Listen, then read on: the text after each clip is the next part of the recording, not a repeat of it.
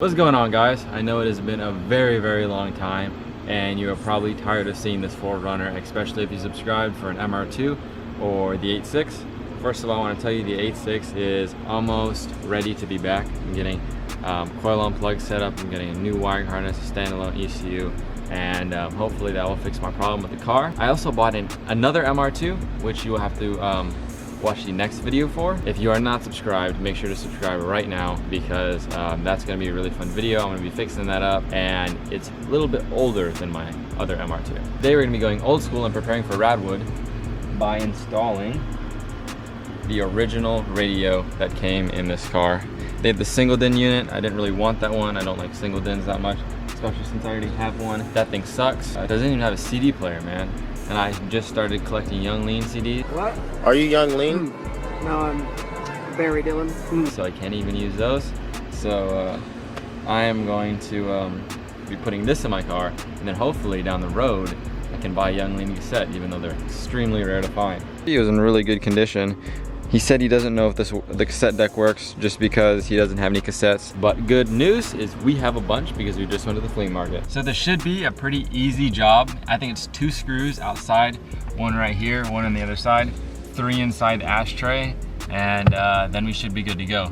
This right here is the medium trim option. Just like in the 8.6, they had the equalizer with all the manual knobs and everything like that. I wanted that, but it was not worth $600. But if you guys are looking for a radio for an 8.6, this might be the best thing to go for. It's a 4Runner radio, has a cassette deck if you want a cassette deck. It looks pretty nice, and I only got this thing for $100. Now let's get to installing it.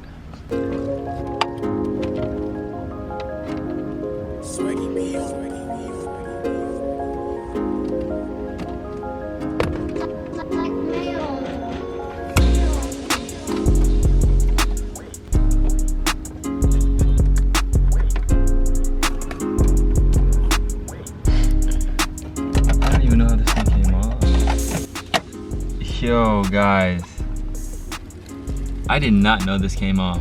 I've always wanted a radio that the face comes off just so that it makes it less stealable or wantable to steal. I mean, who wants to steal a single DIN radio? That's so sick that this face comes off and then you're just left with this. Question is, how do I put it back on?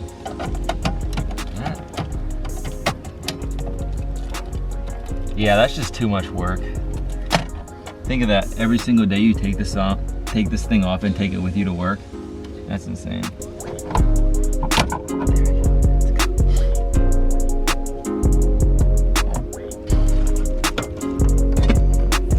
So guys, it looks like they used an adapter.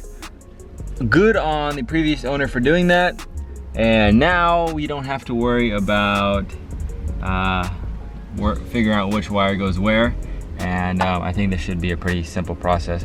Only thing I'm scared about is if this is the OEM bracket and if this will fit on that radio. So, disconnect patch harness. Problem is, I don't know if my rear speakers will work anymore just because we're doing this, but we'll have to see. I might just leave all that back there, because why not? And these are the only wires that we need. Now, let's check and see if this bracket will fit on here. Let's go. Pro moves, pro moves. Knowing me, I thought I would have all the wires cut, brackets not work. It's a good day. Really is a good day. Easy. All right, should be all plugged up. Let's get it mounted to at least these spots and then see if she works.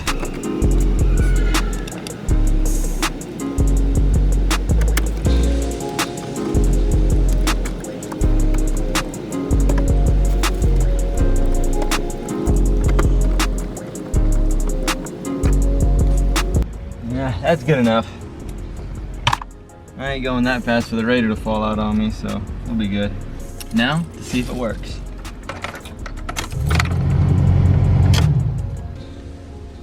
Okay. Power. Ooh. Oh, let's go. Ah. 106.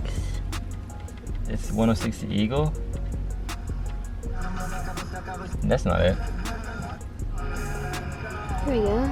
Yeah. I feel like I'm only hearing it up here. Yeah. Did we ever hear it from the back though? I don't really think so. Yeah. 80s speakers, 80s radio. It's the best in here, especially for rock. Now when you're listening to rap, that's a different story because it has no bass whatsoever. But I don't think you really need bass back in the 80s, so. Now, second test. Cassette haul. Yeah, cassette haul. Oh. Show a couple of the ones we got. We got Aerosmith, Boston, Pink Floyd, Rolling Stones. I think this is This is Journey. Journey, Journey. The Doors, Tom Petty, Elton John, David Lee Roth. Couldn't find Van Halen, but you know that's a little too hard to find. We got Journey again. What's this one? Journey. Billy Idol, and just a bunch of more. So all of these I got at the flea market, $2 a piece. Probably could go on forever about them. They got priced at $6. Some of them, like the Rolling Stones one, this one right here, $10. Some of them go up to $12. On eBay, went to the flea market, we got them for $2 a pop. We got a bunch of cassettes here, and if they don't work, he said I can take them back and get new ones. But next week he's gonna be bringing a lot of hairband rock, which is my favorite. So let's give one of these a try and see if they work. How many else did you get? I have like, Oh my goodness. I have a bunch. Yeah, check them all out. Just went crazy at the flea market. Yep. So I'm looking for another brick in the wall. So look for Pink Floyd. Pink Floyd. Pink Floyd. Another brick in the wall is on. That's pretty cool. Quiet Riot. Ooh. Everybody says they're a one-hit wonder. One of my favorite bands. And the cool thing is they don't make things like this anymore. If you buy a CD now, it doesn't come with like all of the cool like manuals and all the text about it. Like even games nowadays, like if you buy a hard copy of a game, you just get the plastic and the CD. Before you'd get like a menu, you get a map, you get all this cool stuff. They don't make stuff like this anymore, and that's why I love collecting. Another brick on the wall is on this side, so let's see if this bad boy works.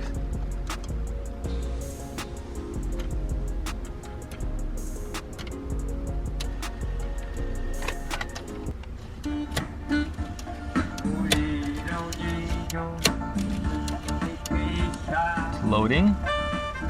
I like the little animation.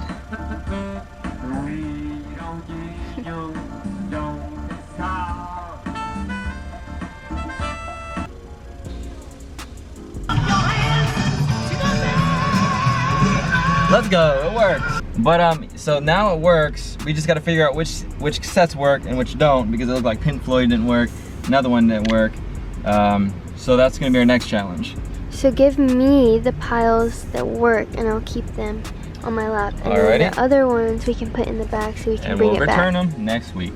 So now for Radwood, I can just have a box of cassettes of all my favorites, and it's a nice little prop. See if this Journey one works. Bruh. What? Do you see a problem with that? There's no like tape in it. There's no tape. Wait, let it focus so they can see it. It's not focusing, but you can tell. Yeah, this one's empty. not gonna work. But just to make sure it's not some new technology, let's try it. New technology. And yep, this one is a no-go. All right, guys. So most of the CDs, most of the cassettes worked. The only one that didn't was the most expensive one. What a way to go out. One thing I wanted to show you is in, which one was it? It was the Rolling Stones. This one. It's just They're like alphabetically assigned. Oh, that's sick.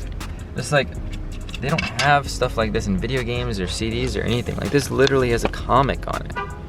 That's the sickest stuff. Like, I'm gonna actually sit down and look at all of these and just look at the art, which you can't do with with digital copies and stuff like that. There.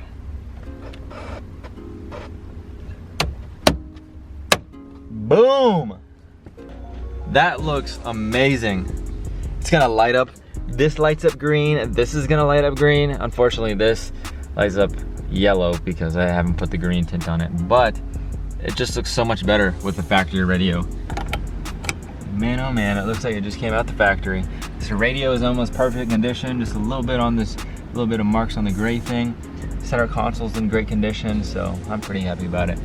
Thank you guys for watching. Like I said at the beginning of the video, I bought another MR2, so if you want to see that, make sure to subscribe and put on the notification. I think that video will be coming out next week from when Click this that video bell. comes out. Peace out.